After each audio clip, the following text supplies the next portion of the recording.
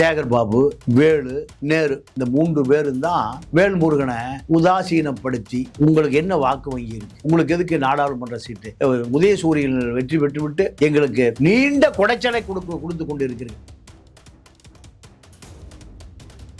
ஈஸ்வரன் போராடுவதில்லை, ஜவஹர்லா போராடுவதில்லை, சமது போராடுவதில்லை, எல்லாம் உதயசூரியன்ல அடக்கமா இருக்காங்க. நீ மட்டும் அடக்க மறு, அத்து மீறு, திமிரி ஏழு, திருப்பி அடி, சபாநாயகர்கிட்ட போய் போராடுறீங்க. மது கடையை மூடணும். 1 கோடி பேருக்கு தூங்கி சாரை கடையில் போய் படுத்து கிடக்கிறான். இளம் விதவைகள் 50 வயசுக்கு மேல அதிகமாயிட்டாங்க. இது மக்கள் நலன். இதை பத்தி முதலமைச்சர் காதலியே வாங்குறது. பிசிக திருமாவளவனும் மனவருத்தத்துல தான். ஆமா, பெரிய மனவருத்தத்தில் இருக்காரு. அவர் கூட்டணியில தொடருவார். அவர் கூட்டணியில் தொடருவார். ஆனா சிறுத்தைகள் கூட்டணியில உடம்பு. பிசிக வந்து ஒரு கட்டுப்பாட்டுல இருக்கக்கூடிய கட்சி. கட்டுப்பாட்டுல இருக்கு. ஆனா நீங்க கேட்கறது உண்மைதான், நியாயம் தான். இந்த முறை அந்த கட்டுப்பாடு விஜய் உடைச்சிட்டார். மீதி இருக்கிற சிறுத்தைகள் பூரா திமுக ஓட்டே போட மாட்டான். திமுக பட்டு தோல்வி அடைய போது எழுதி வச்சுங்க. திமுக வாக்கு வங்கி என்பது 15% தான். திமுகவை தூக்கி நிறுத்துவர்கள் முஸ்லிம்கள், கிறிஸ்துவர்கள், தலித்துகள் தான். இந்த 3 ஓட்டும் விஜயால சேதாரமாய் போகுது. அப்ப யாரு ஜெயிப்பா? விஜயை விசாரணை வளையத்துக்குள் கொண்டு வந்த பிறகு முழுக்க திரிஷாவுடைய தாய்மாமா RSS ஒரு பெரிய தலைவர், அவர்கள் வழியாக விஜய் அமித்ஷாவுடைய கைப்புள்ளையா மாறிட்டார்.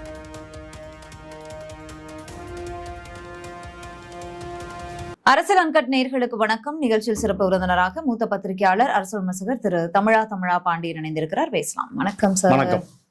என்ன சார், தேர்தலும் வந்துருச்சு. கடந்த முறையெல்லாம் வந்து கூட்டணி ஸ்ட்ராங்கா இருக்கா, பலமா இருக்கா அப்படின்லாம் நான் பேசியிருக்கவே மாட்டோம். ஆப்வியஸ்லி நம்ம தொடர்ந்து பேசிட்டு இருக்கும்போது இந்த முறை வந்து அந்த கூட்டணிக்கான முக்கியத்துவம் வந்து ரொம்ப டஃப் ஃபைட்டா இருக்கு. யாரு கூட்டணி ஃபார்ம் பண்றது, ஃபார்ம் பண்ணி இருக்கிற கூட்டணியை எப்படி உடைக்கிறது, அதை உடைச்சாதான் நமக்கு வெற்றி நிச்சயம் அப்படிங்கிற மாதிரி ரொம்ப டஃப் ஃபைட்டா இருக்கு. என்டிஏவும் சரி, திமுக கூட்டணியும் சரி. திமுக கூட்டணி ஒரு அளவுக்கு இப்ப தொகுதி பங்கீடு வரைக்கும் வந்திருக்காங்க. கிட்டத்தட்ட 43 தொகுதி வரைக்கும் தொகுதி பங்கீடுக்கு வந்துட்டாங்க. இன்னும் அதிமுக திரும்பி கூட பார்க்கல, யாருக்கு எத்தனை தொகுதி, யார் முடிவு பண்ணுவாங்கன்னே தெரியல. அதுக்கும் டெல்லி தான் போகணுமான்னு. முதல்ல திமுக கூட்டணியிலிருந்து ஆரம்பிப்போம். இந்த கூட்டணி அப்படியே தொடரும்னு எடுத்துக்கலாமா? ஏன்னா அந்த கூட்டணியிலிருந்து ஒரு நபர் வர வெளியேற ஒரு எண்ணத்துல இருக்காரு. திமுக கூட்டணியை தோற்கடிப்பதே என்னுடைய பிரதான வேலை. வேல்முருகன் தலைமையில 234 தொகுதிகளில் வன்னியர் வாக்கு பலமாக உள்ள 100 தொகுதிகளை தேர்ந்தெடுத்து வேட்பாளரை போட போறாரு வேல்முருகன். எந்த காலத்திலையும் சமரசமே ஆகாது. சமரசம் என்பதற்கான கதவு அடைக்கப்பட்டு விட்டது. 100 தொகுதியில 3000 முதல் 5000 10,000 வாக்குகள் வேல்முருகனுடைய தமிழர் வாழ்வுரிமை கட்சிக்கான வாக்கு வங்கி இருக்கு. இதை நான் நிரூபிக்கிறேன் திமுகவிடம். இப்படி கூட்டணியை உடைத்து விட்டு வெளியேறி விட்டார் வேல்முருகன். அப்போ இந்த கூட்டணியை உடைக்கிற வேலையை செய்தவர் 3 பேர்: பாபு, வேலு, நேரு. சேகர் பாபு, வேலு, நேரு, இந்த 3 பேரும் தான் வேல்முருகனை உதாசீனப்படுத்தி உங்களுக்கு என்ன வாக்கு வங்கி இருக்கு, உங்களுக்கு எதுக்கு நாடாளுமன்ற சீட்டு, நீங்க உதயசூரியன் வெற்றி பெற்று விட்டு எங்களுக்கு நீண்ட குடைச்சலை கொடுத்து கொண்டு இருக்கிறீர்கள். நீண்ட போராட்டம், NLC போராட்டம், எல்லா மக்கள் பிரச்சனைக்கும் போராட்டம், தொடர்ந்து போராட்டம். நீங்க ஈஸ்வரன் போராடுவதில்லை, ஜவஹர்லா போராடுவதில்லை, சமது போராடுவதில்லை, எல்லாம் உதயசூரியன்ல அடக்கமா இருக்காங்க. நீ மட்டும் அடக்க மறு, அத்து மீறு, திமிரி ஏழு, திருப்பி அடி, சபாநாயகர்கிட்ட போய் போராடுறீங்க. இந்த போராட்டங்களை எங்கள் தலைமை ரசிக்கல. இப்போ எங்க இளைய தளபதி முதலமைச்சராக வரப்போறாரு எதிர்காலத்துல. அதற்கு நீங்க அடக்கமா இருக்க மாட்டீங்க. அதனால உங்களை நாங்க பண்டூட்டி வேணா நில்லுங்க. நெய்வேலி கிடையாது, நாடாளுமன்ற சீட்டு கிடையாது, 1 தான், 2 கிடையாது. 2 தொகுதி பிளஸ் நாடாளுமன்ற சீட்டு கேட்டிருக்காரு. ஆமா, கொடுக்கப்படல. ஓகே. இப்ப இந்த சமீபத்துல முடிஞ்ச சட்டமன்ற இடைக்கால அந்த சட்டமன்றத்துல கூட வேல்முருகன் அவர் வந்து அவ்வளவு பாராட்டினாரு, முதல்வர் அவ்வளவு ரியாக்ட் பண்ணாரு. இதெல்லாம் நடக்கும்போது இது இப்படி இந்த கூட்டணில இருந்து அவர் வெளியில வர வாய்ப்பு இல்லைன்னு தானே பார்க்கப்பட்டது. எல்லாம் நேற்று வரை அப்படித்தான். இன்று இன்னைக்கு நிலைமை மாறி போச்சு.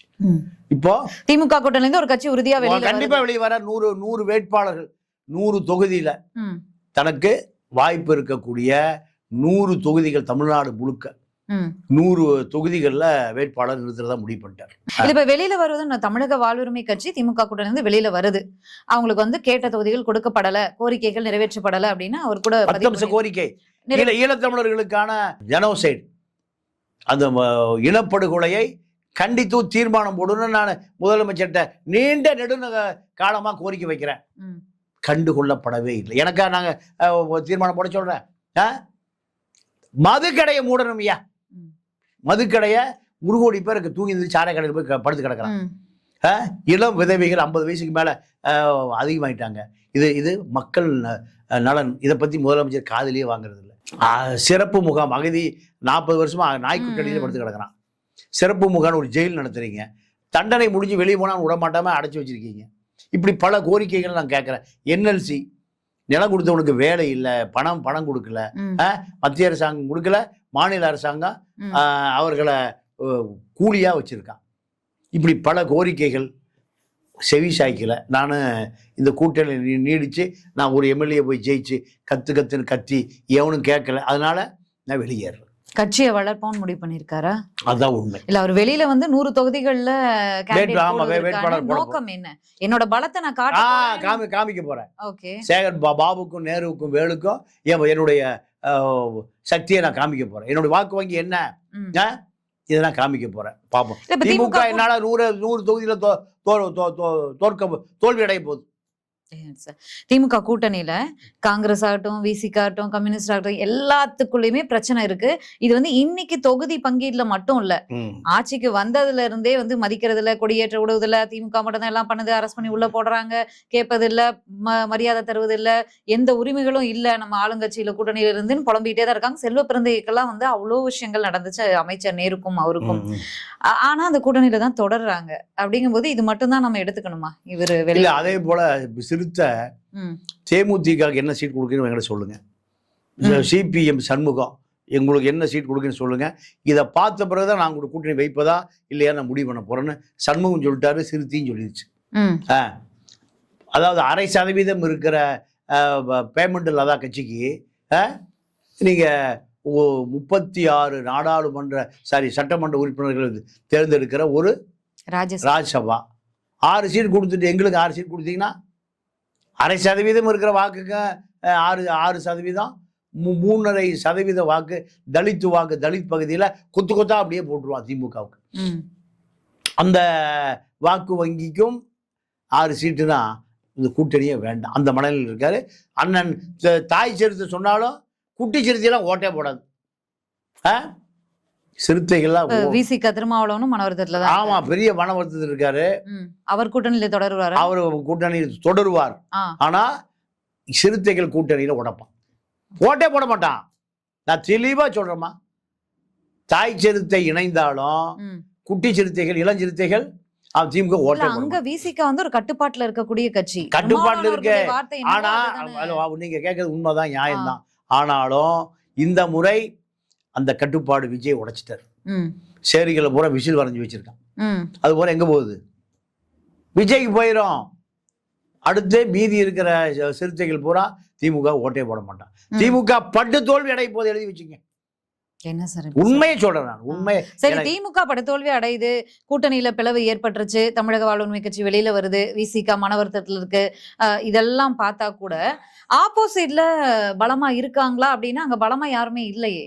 இல்ல, பலமா இல்லை அப்படின்னு அதிமுக ஐடி விங்கு காசு கொடுக்கறது பூரா சாப்பிட்டுறாங்க. இந்த கோவை சத்தியன், ராஜ் சத்தியன், தொல்காப்பியன் எவனுக்கு பணமே கொடுக்கறது இல்லை. ஆனால் வாக்கு பலவீனமா இருக்கிற பெண் நிறுவனம் 50 பேரை வச்சு அரசு செய்தி நிறுவனங்களே கட்டுப்படுத்துறான். அரசு செய்தி நிறுவனங்களே கட்டுப்படுத்தி என்ன செய்தி வரணும்னு அவனே முடிவு பண்றான் பெண் நிறுவனம். அப்போ உண்மை பொய்யாகுது, பொய் உண்மையாகுது.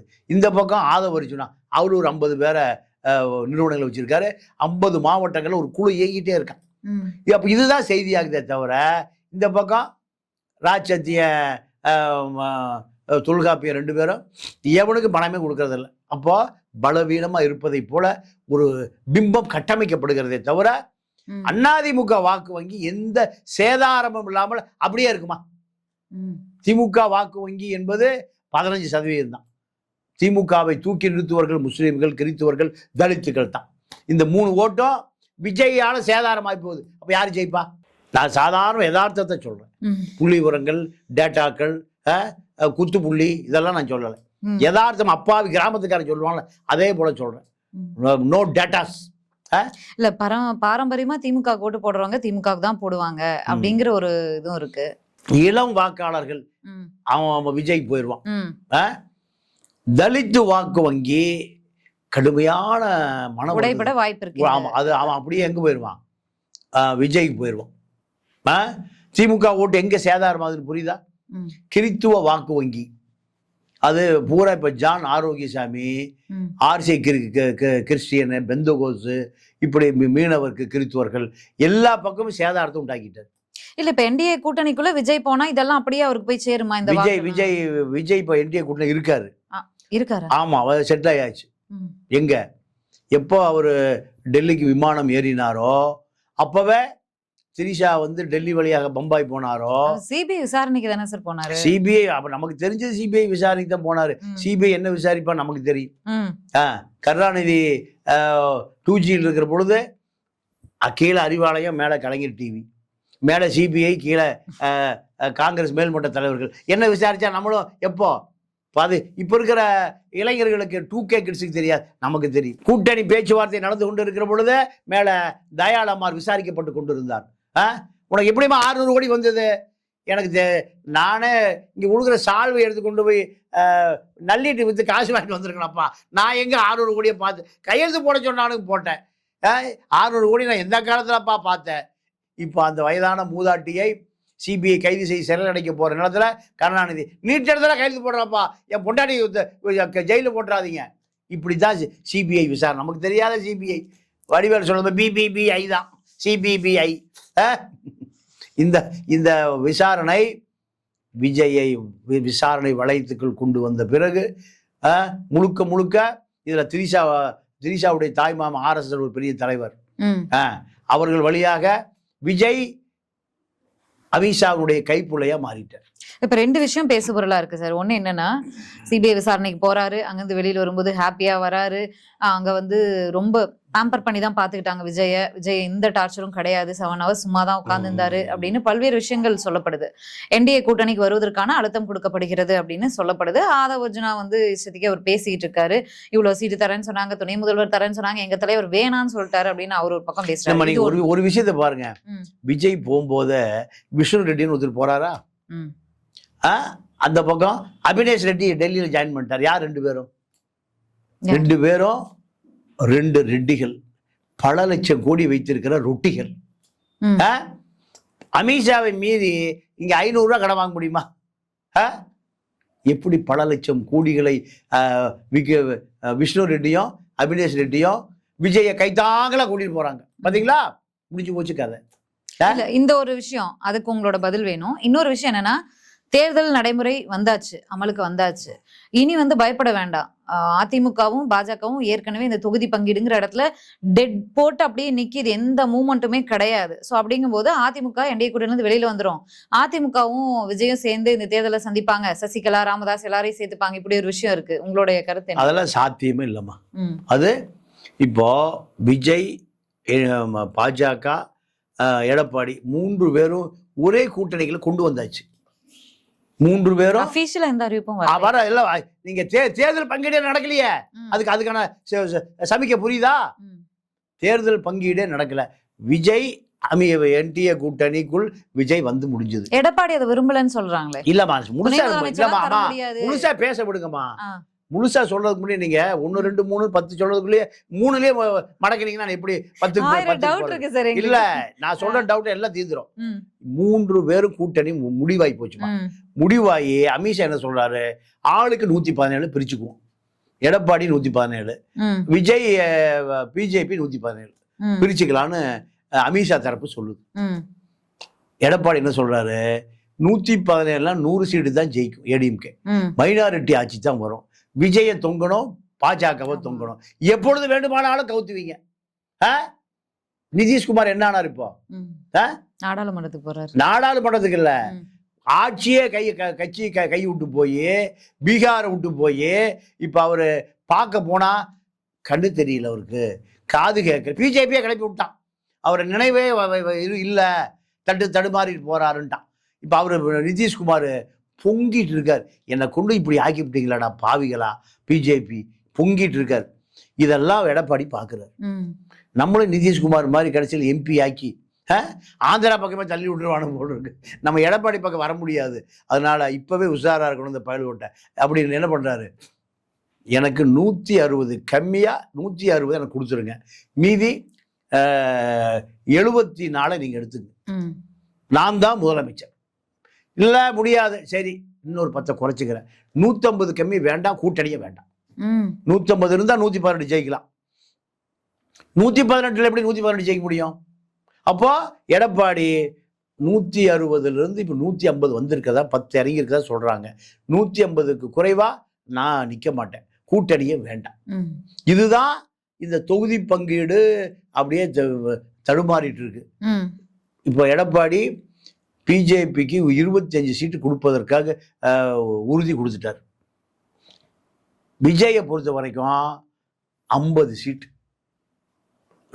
50 20 75, 75 போச்சுன்னா அன்புமணிக்கு ஒரு 15, 90 சீட்டு, 90 ஆளுக்கு ஒரு சீட்டு. அவர்கள் போற அதிமுக ரெட்டையில நிற்பாங்க. யாரு? ஜான் பாண்டியன் உட்பட அத்தனை பேரும். இதுதான் எடப்பாடியுடைய கணக்கு. அவருக்கு 118 எப்படியாவது ஜெயிச்சு வந்துடணும், யாரு தயவுலையும் ஆட்சி அமைக்க கூடாது, விஜய்கிட்ட போய் தொங்க கூடாது. அப்ப ஆதவர்ஜனாட்ட போகணும், அப்புறம் திரிஷாட்ட போய் பேச்சுவார்த்தைக்கு போகணும். இதெல்லாம் நமக்கு நடக்கிறதா? மரியாதையோட சொல்றோமா? நான் மரியாதை குறைபாடெல்லாம் சொல்லலை, மரியாதையோடு சொல்றேன். அப்ப பேச்சுவார்த்தைக்கு நான் எங்க தான் போறது? அதனால வேண்டாம், எனக்கு 150 சீட்டு குறைவா பேச்சுவார்த்தையே வேண்டாம், கூட்டணியே வேண்டாம்.